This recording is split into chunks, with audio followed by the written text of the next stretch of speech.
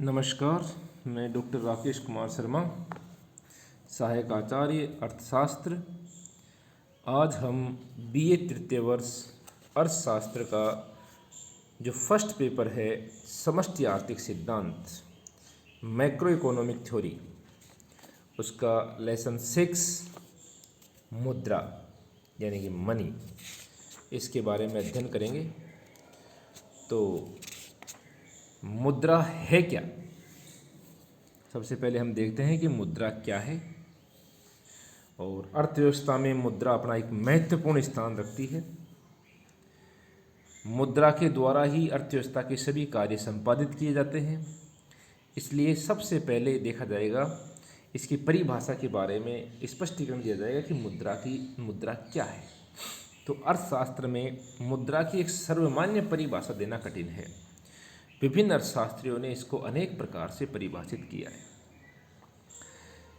Professor nap ने इसकी वैधानिक परिभाषा दी है कि कोई भी वस्तु जिसे राज्य द्वारा मुद्रा घोषित किया जाए, मुद्रा है। ये परिभाषा प्रोफेसर नैप ने दी है। प्रोफेसर कार्ल वार ने कहा है कि मुद्रा वह है जो मूल्य मापक और भुगतान का साधन है। सामान्य स्वीकृति की परिभाषा प्रोफेसर सेलिगमैन ने दी है। मुद्रा वह है जिसे सामान्य स्वीकृति प्राप्त हो। और प्रोफेसर वाकर ने इसकी बहुत ही विस्तृत विचारधारा वाली परिभाषा दी है कि मुद्रा वह है जो मुद्रा का कार्य करे। इस प्रकार अनेक अर्थशास्त्रियों ने इसकी वैधानिक परिभाषा दी। प्रोफेसर कार्ल वार ने इसकी वर्णनात्मक, प्रोफेसर सेलिगमैन ने सामान्य स्वीकृति के आधार पर, और प्रोफेसर वाकर ने इसकी विस्तृत परिभाषा प्रस्तुत की। इन सब परिभाषाओं को मिलाने पर मुद्रा की उपयुक्त परिभाषा जो बनती है वो है कोई भी वस्तु जिसे विनिमय का माध्यम, मूल्य का मापक, मूल्य के भुगतान, भावी ऋणों के भुगतान के मापदंड के रूप में, मूल्य के संचय के रूप में स्वतंत्र, विस्तृत और सामान्य स्वीकृति प्राप्त हो, उसे मुद्रा कहते हैं। इस प्रकार मुद्रा एक विस्तृत और सक्रिय साधन है। संपत्ति का सबसे तरलतम रूप मुद्रा है। मुद्रा में सर्वग्राह्यता का गुण है और भविष्य की आवश्यकताओं को पूरा करती है। वर्तमान की आवश्यकताओं को पूरा करती है। मुद्रा की उपयोगिता में भिन्नता है। इसमें विभिन्न प्रकार की वस्तुओं, विभिन्न प्रकार की सेवाओं, मुद्रा का उत्पादन, उपभोग, वितरण, सभी प्रकार के कार्य संपादित करने में इसको काम में लिया जा सकता है। तो मुद्रा के कार्य देखते हैं। मुद्रा के जो कार्य हैं उसके लिए कहा गया है, money is the matter of function for a medium, a measure, a standard और a store. Money is matter of function for a medium, a measure, a standard और ए स्टोर। तो मुद्रा के कार्य देखें तो सबसे पहला कार्य आता है विनिमय का माध्यम। विनिमय के माध्यम के रूप में मुद्रा, ये 3 प्रकार से कार्यों को बांटा गया है। विनिमय के माध्यम के बारे में से पहले मैं बता दूं। नंबर 1, पहला जो है वो प्राथमिक कार्य, दूसरा द्वितीयक कार्य, और तीसरा आता है इसके बाद आकस्मिक कार्य, और फिर अन्य कार्य आ जाते हैं। तो सबसे पहला प्राथमिक कार्य है। प्राथमिक कार्य 2 प्रकार के हैं, विनिमय का माध्यम और मूल्य का मापक। द्वितीयक कार्यों में आते हैं मूल्य संग्रह, मूल्य का हस्तांतरण और विलंबित भुगतान का आधार। तृतीय कार्यों में आते हैं साख का आधार, राष्ट्रीय आय के वितरण का आधार, उपभोक्ता उत्पादकों द्वारा साधनों का सर्वोत्तम उपयोग और धन को तरलता प्रदान करना। तो सबसे पहले लेते हैं हम विनिमय का माध्यम। मुद्रा में सर्वग्राह्यता का गुण होने से यह विनिमय के माध्यम के रूप में कार्य करती है। वस्तुओं और सेवाओं का लेन देन, क्रय विक्रय मुद्रा के द्वारा ही किया जाता है। मुद्रा एक सर्वमान्य मध्यस्थ के रूप में विनिमय को सरल बनाती है। मुद्रा के उपयोग से वस्तु विनिमय में आने वाली दोहरे संयोग की कठिनाइयाँ दूर हो गई और मुद्रा विनिमय का माध्यम बन गई। विनिमय का माध्यम बनकर के मुद्रा मानव की स्वतंत्रता को बढ़ाने में सहायक सिद्ध हुई है। अब वस्तुओं और सेवाओं के बदले पहले मुद्रा प्राप्त की जाती है और बाद में मुद्रा देकर के आवश्यक वस्तुओं और सेवाएं प्राप्त की जाती है। इस प्रकार वस्तुओं और सेवाओं के आगे व पीछे मुद्रा रहती है जो विनिमय के माध्यम का कार्य संपन्न करती है। प्राथमिक दूसरा कार्य है मूल्य का मापक। मुद्रा का दूसरा प्रमुख कार्य मूल्य के मापक के रूप में कार्य करना है, क्योंकि सभी प्रकार की वस्तुओं और सेवाओं का मूल्य मुद्रा में आंका जाता है। प्रोफेसर कोरलबॉर्न ने मुद्रा के इस कार्य को सभी प्रकार की अर्थव्यवस्थाओं में सर्वप्रधान माना है। जिस प्रकार भौतिक वस्तुओं के मापदंडों के रूप में मीटर, लीटर, किलो आदि इकाइयाँ निश्चित हैं, उसी प्रकार वस्तुओं और सेवाओं के मूल्यांकन हेतु मुद्रा एक सर्वमान्य मूल्य मापक है। मुद्रा के उपयुक्त दोनों कार्य, विनिमय का माध्यम और मूल्य का मापक, एक दूसरे से घनिष्ठ संबंध रखते हैं। जब मुद्रा विनिमय के माध्यम के रूप में कार्य करती है तब वह पारस्परिक मूल्य निर्धारित होते हैं और मूल्यों को निश्चित करने के लिए मुद्रा का होना आवश्यक है। मुद्रा के द्वितीय कार्य हैं मूल्य संग्रह, विलंबित भुगतान का आधार और मूल्य का हस्तांतरण। तो मूल्य संग्रह, मुद्रा सर्वमान्य एवं टिकाऊ होती है। इस कारण यह क्रय शक्ति के संचय या धन के संचय के रूप में भी कार्य करती है और पूंजी निर्माण में भी योग देती है। इस प्रकार मुद्रा के रूप में भविष्य में मूल्य संग्रह करके वस्तुओं और सेवाओं के क्रय करने की शक्ति का संग्रह किया जा सकता है, लेकिन इस कार्य की सफलता इस बात पर निर्भर करती है कि मुद्रा का मूल्य स्थिर बना रहे या वस्तुओं की कीमतें स्थिर रहें। मूल्य संग्रह का कार्य बॉन्ड या शेयर खरीद कर भी किया जा सकता है अथवा बैंक में बचत जमा के रूप में भी किया जा सकता है।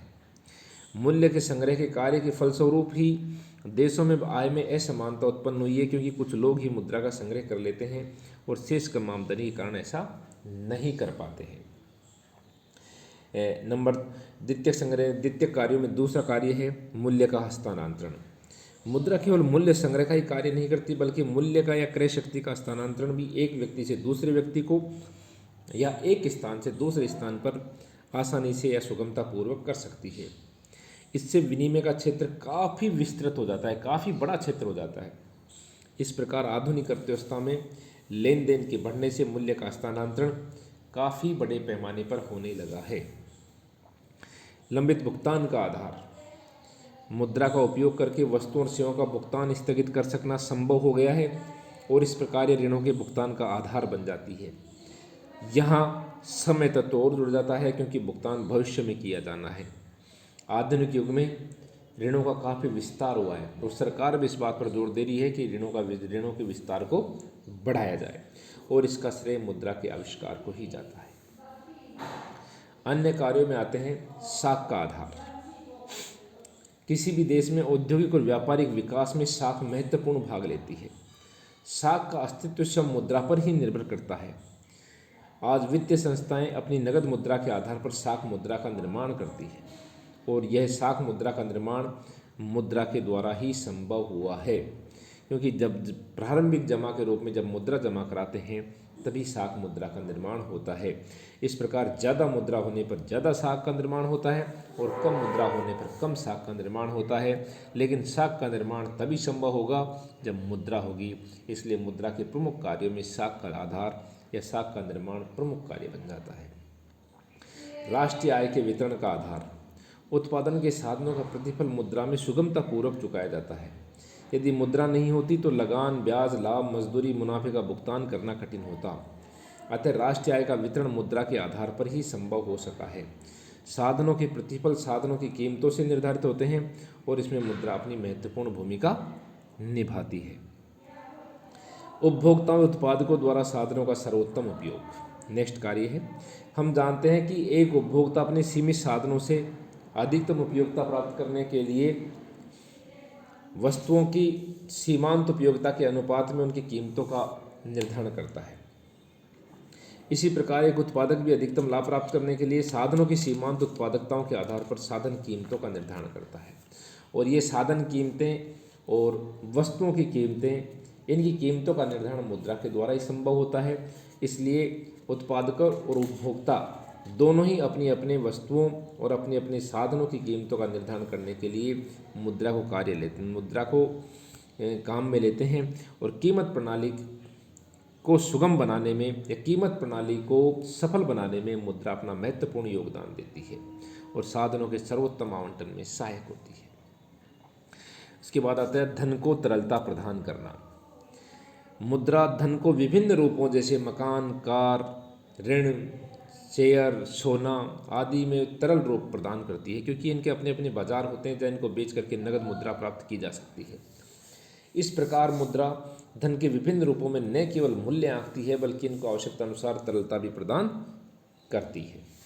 इससे परिसंपत्तियों को मुद्रा में और मुद्रा को परिसंपत्तियों में बदला जा सकता है। ऋण चुकाने की गारंटी। अब मुद्रा ही एक ऐसा माध्यम है जो कि धन चुकाने की गारंटी प्रदान करता है। जब हम किसी व्यक्ति से कोई भी उधार ले लेते हैं और उसको वापस जमा कराते हैं तो उसको वापस देने का जो आधार है, वापस देने की जो गारंटी है, वो मुद्रा के द्वारा ही संभव होता है। वस्तुओं या सेवाओं के रूप में उसका चुकाना संभव नहीं हो पाता है। निर्णय का अधिकार प्रदान करती है। मुद्रा ही निर्णय का अधिकार प्रदान करती है, क्योंकि हम जानते हैं कि जिस व्यक्ति के पास मुद्रा है वही व्यक्ति चाहे वस्तु और सेवाओं का क्रय कर रहा हो या उत्पादक हो तो वस्तु और सेवाओं का उत्पादन कर रहा हो, उसे निर्णय का अधिकार उसी व्यक्ति का होता है जिसने उसमें मुद्रा लगाई है, जो जिसके पास मुद्रा है। क्योंकि मुद्रा ही एक ऐसा माध्यम है जो अधिकार प्रदान करती है निर्णय लेने का। प्रबंधन में, संगठन में जो व्यक्ति पूंजी लगाते हैं, मुद्रा लगाते हैं, निर्णय का अधिकार उन्हीं का होता है। कीमतों में परिवर्तन। आधुनिक गत्यात्मक अर्थव्यवस्था में मुद्रा का सबसे महत्वपूर्ण कार्य कीमत स्तर को प्रभावित करना है। मुद्रास्फीति और अविस्फीति में मुद्रा समुचित अर्थव्यवस्था को गति प्रदान करती है। मुद्रास्फीति में समय सरकार मुद्रा की मात्रा में कमी करती है और अविस्फीति के समय मुद्रा की मात्रा में वृद्धि करती है, जिससे अर्थव्यवस्था को वांछित दिशा में गति मिलती है। और घाटे की वित्त व्यवस्था। पॉल इजिंग ने मुद्रा के गत्यात्मक कार्यों में घाटे की वित्त व्यवस्था को भी महत्वपूर्ण माना है। वर्तमान समय में सरकार के दायित्व और कार्य इतने अधिक हो गए हैं कि वह अपनी आय के स्रोतों से इनको पूरा करने में समर्थ नहीं होती है। सरकार या तो केंद्रीय बैंक से ऋण लेकर के या घाटे का बजट बना करके अतिरिक्त मुद्रा की निकासी करती है। इस प्रकार ये मुद्रा के प्रमुख कार्य विनिमय का माध्यम, मूल्य का मापक, प्राथमिक कार्य, मूल्य संग्रह, मूल्य का हस्तांतरण, विलंबित भुगतान का आधार, द्वितीय कार्य, साख का आधार, राष्ट्रीय आय के वितरण का आधार, उपभोक्ता उत्पादकों द्वारा साधनों का सर्वोत्तम उपयोग, धन को तरलता प्रदान करना, अन्य कार्य, ऋण चुकाने गारंटी, निर्णय का अधिकार प्रदान करती है, साख में परिवर्तन और घाटे की वित्त व्यवस्था। ये प्रमुख कार्य हैं जो कि मुद्रा के द्वारा किए जाते हैं। अब मुद्रा का महत्व क्या है, इनको अपन नेक्स्ट स्लाइड्स में पढ़ेंगे। बहुत बहुत धन्यवाद।